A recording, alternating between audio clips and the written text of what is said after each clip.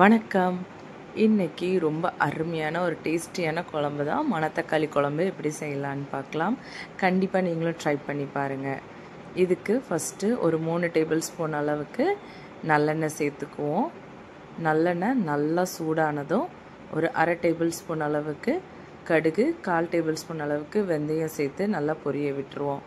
ஒரு 20 பல்லு சின்ன வெங்காயம் அதையும் சேர்த்து வதக்கிக்குவோம். ஒரு 2 நிமிஷம் வதக்குனதும் ஒரு 15லேருந்து 20 பல்லு பூண்டு, கொஞ்சமாக கருவேப்பிலை சேர்த்து வதக்கிக்குவோம். ரொம்ப வதங்க வேண்டாம், சாப்பிட மாதிரி எடுத்து சாப்பிட்றதுக்கு நல்லா இருக்கணும். இதுக்கு கூட ஒரு 5 பச்சை மிளகா சேர்த்துக்குவோம். கீரி போட தேவையில்லை. 5 டேபிள் ஸ்பூன் அளவுக்கு குழம்பு மிளகாய் தூள் யூஸ் பண்ணிக்கலாம். 3 டேபிள் ஸ்பூன்லேருந்து 5 டேபிள் ஸ்பூன் யூஸ் பண்ணுங்கள். அதை விட கம்மியாக ஆயிடாமல் ஜாஸ்தி ஆகிடாமல் இதை நல்லா மிக்ஸ் பண்ணி விட்டுக்குவோம். இதுக்கு கூட அரை டேபிள் ஸ்பூன் அளவுக்கு காயத்தூள் சேர்த்துட்டு மஞ்சத்தூள் 1/4 தேக்கரண்டி சேர்த்துக்கலாம். இதை நல்லா இப்படி மிக்ஸ் பண்ணி விட்டுக்கோங்க.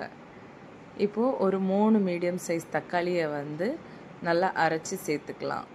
இதுக்கு தண்ணி எதுவுமே விட்டு அரைக்க வேண்டாம். தக்காளி தண்ணி இல்லாமல் கொஞ்சம் நல்லாவே அரைஞ்சிடும். இதுக்கு கூட ஒரு அரை கப் அளவுக்கு தண்ணி சேர்த்து குழம்புக்கு தேவையான உப்பு சேர்த்துக்கலாம்.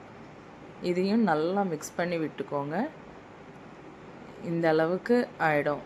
இப்போ அந்த திக்னஸ்லேயே நல்லா மூடி வச்சு ஒரு 15லேருந்து 20 நிமிஷம் சிம்லேயே வச்சு கொதிக்க விடுங்க. இந்த மாதிரி எண்ணெய் பிரிஞ்சு வந்துடும். கீழே அடி பிடிக்காத அளவுக்கு நல்லா மிக்ஸ் பண்ணி விட்டுக்கோங்க. இதுக்கு கூட ஒரு சின்ன லெமன் சைஸ் அளவுக்கு புளியை கரைச்சி அந்த தண்ணியை சேர்த்துக்கலாம். ஒரு கப் அளவுக்கு தண்ணியும் சேர்த்துட்டு நல்லா ஒரு 10 நிமிஷம் மூடி வச்சு கொதிக்க விடுங்க. ஒரு 10 நிமிஷம் கழித்து ஓப்பன் பண்ணிங்கன்னா நல்லா கொதிச்சுட்டே இருக்கும். இந்த மாதிரி இதுக்கு நல்லா மிக்ஸ் பண்ணி விட்டிங்கன்னு பார்த்திங்கன்னா உங்களுக்கு இந்த அளவுக்கு திக்னஸ் இருக்கும். இதை விடையும் திக்னஸ் வேணும்னா இன்னும் கொஞ்சம் நேரம் கொதிக்க வச்சுருங்க.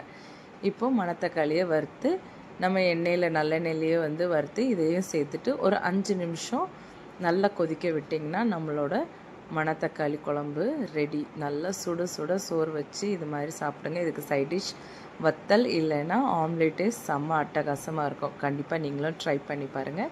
எப்படி இருந்துச்சுன்னு மறக்காமல் கமெண்ட் பண்ணுங்கள்.